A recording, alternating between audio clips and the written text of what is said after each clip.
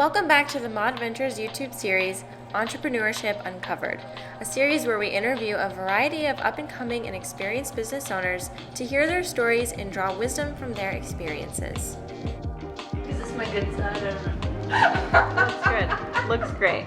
Hi, I'm Gabby from Mod Ventures, and we're here today with another episode of Entrepreneurship Uncovered. Today we're here to speak to Ericka Eller from Ericka Eller Wellness. Welcome, Ericka. We're so excited to have you. Thank you so much. I'm so excited. Good. All right, so very first question. Tell us, what do you do? Tell us all about you. It started one night.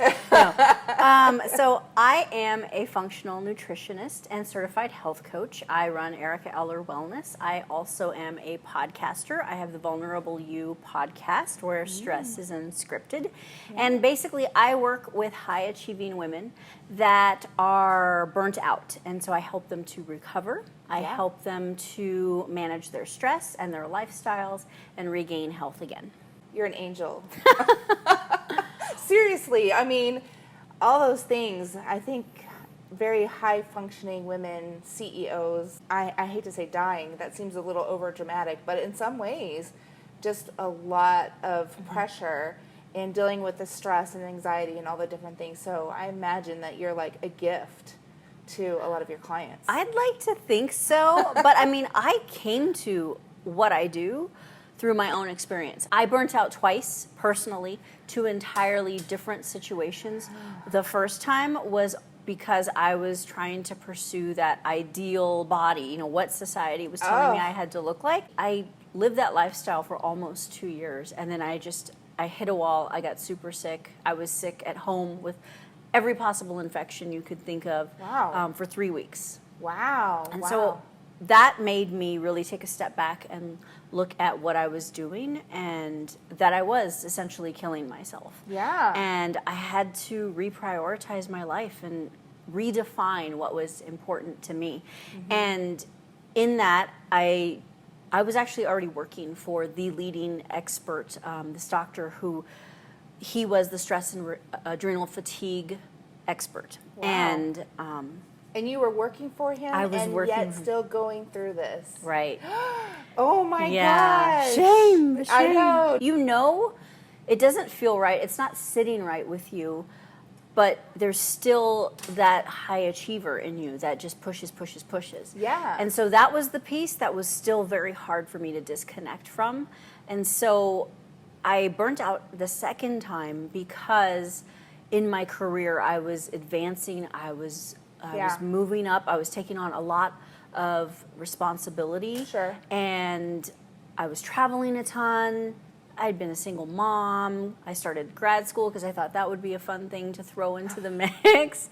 And let's do everything at once. Yeah, that seems like a really good idea. It basically just became this game to me of how much can I do in order to achieve more. Wow. So it's like achievement addiction. It was. And I am very goal-centered, and that was just my driver. And I was coaching women at the time. I knew what the right things were, right? But in my own pursuit of success, I was not adhering to the things that I was telling women to do. Right. You were ignoring your own advice.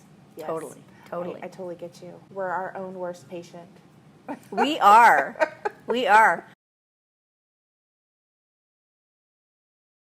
Ericka, you've told us kind of like your journey getting started and some of your challenges with burnout. What would you say business-wise? What has been some of your biggest challenges? My biggest challenges were prioritizing, and like myself, you probably resonate with this, where you want to do everything really well from the beginning, and you want to do all of the things, and it's really hard to focus and to know what is the one thing that we need to really put all of our attention. And so that was the challenge for me, because there are different segments within my business. So I do one-on-one coaching. I also have a group coaching aspect, but then there's also the corporate wellness side, where I go into businesses and I help the teams become higher functioning through incorporating wellness into their business. Right. And then there's also I'm a speaker. And that tends to be more on the faith side. And so there's kind of like these different aspects, and it was really hard to figure out what needed the most attention from me as I was getting started.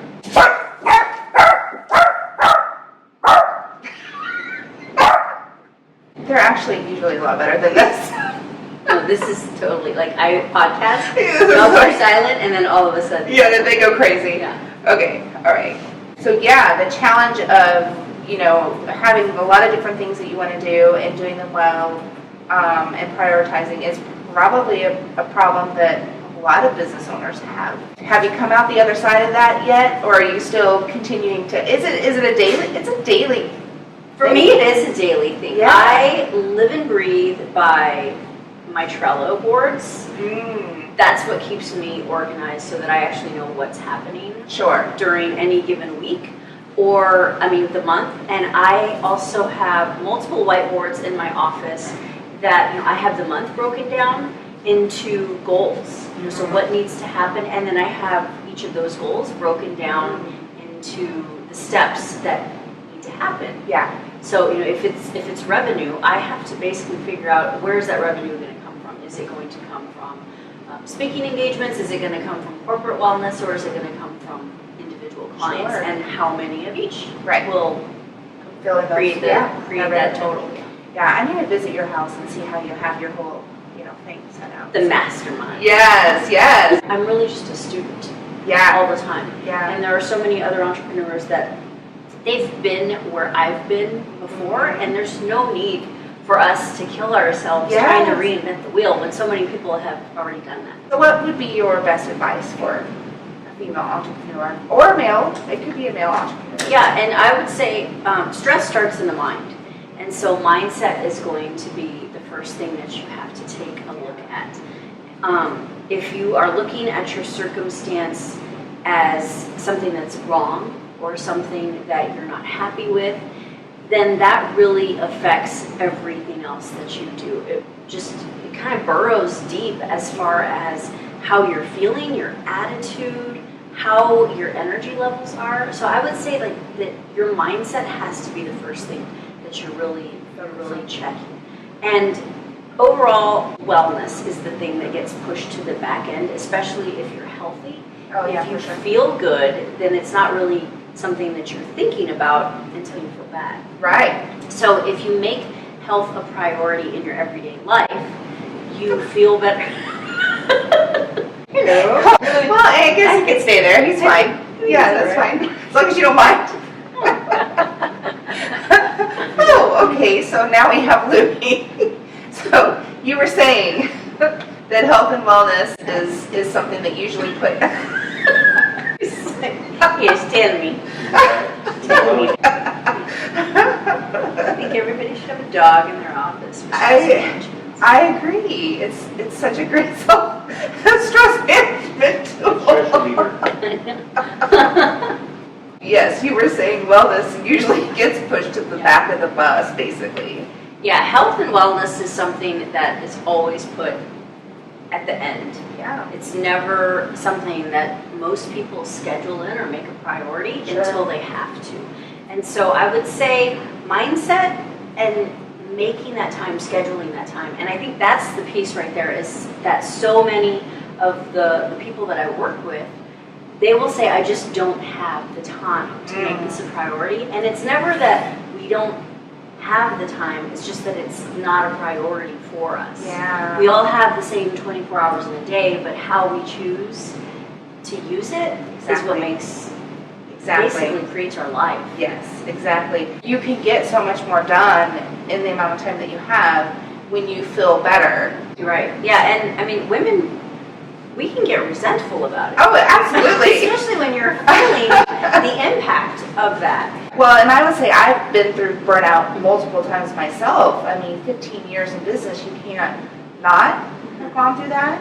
And so I really had to redefine what success looked like for me. Right. And I also had to create a business that was going to be sustainable, and not just for myself, but for others. Right. And so, you realize in the accounting industry, you have some very seasonal type of times where you'll have CPAs and accountants working 60 to 80 hours a week. I mean, people die at their desks and they're not missed. Like, this is true. There was somebody who had died at their desk in England. They weren't discovered for 3 days. I'm not kidding you. Oh my gosh. It's a problem. So yeah, in my profession, it's crazy what people do. You know, I could choose to go down that route, or I could change how I do business. There's something that I tell my clients when they're struggling with this type of thing. You know, if I can't work this amount of hours, then how am I going to get this all done? Right. And my answer to that is it will take you as long as you allow it. Yep. And so you would be surprised by how much time we waste. Yeah. You know, we may not have clarity on what we're supposed to be doing. Yes. And so we're just kind of, we're being reactive instead of proactive and intentional.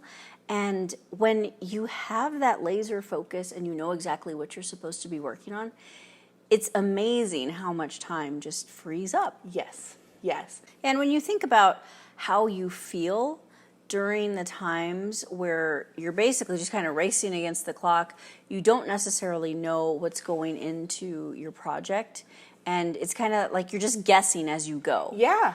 And you're just pulling out Yeah. the straws and seeing Yeah. what fits. Yeah. And it's just so taxing Yes. on your overall energy levels, your cognitive function. Your body is in a stress response because you're stressed out, you're worried, you're upset that you are having to do this Yes. project in this manner. Yeah. And it just takes a little bit of planning in order to tweak the results. Right. So tell us a little bit about what you're working on next. Okay, so I'm working on a lot of things. So when I mentioned prioritizing, but it's good, and it's all in manageable Chunks? Yeah, There you go. Yeah, it's in manageable chunks for me to get it done. But what I'm actually really excited about pursuing is more of the public speaking for corporate events. Yeah. And so I would love to be a keynote for companies, for corporations that have their conferences, to share the importance of stress management and overall wellness in order to have a more thriving business. Well, there you go. Put it out there to the world. Here I'm I am. looking for more keynote opportunities. Yes, for sure. Yeah. Well, I know we're looking forward to having you at a wellness workshop for Mod Ventures really soon. I know our staff are just asking questions, and they're so excited, and so It's going to be great. Yeah, it's going to be great. Well, it has been so amazing having you here today. Thank you. Tell us how we can get a hold of you to, hire you for a keynote speaking All the gig. things. Yeah. Yes, so your viewers can find me at erickaeller.com, and it's Ericka with a CK, Ericka. I'm bedazzled. Awesome. We do hope that you enjoyed this episode of Entrepreneurship Uncovered. Make sure that you're subscribed to our channel so you don't miss any new videos published every Monday and Thursday.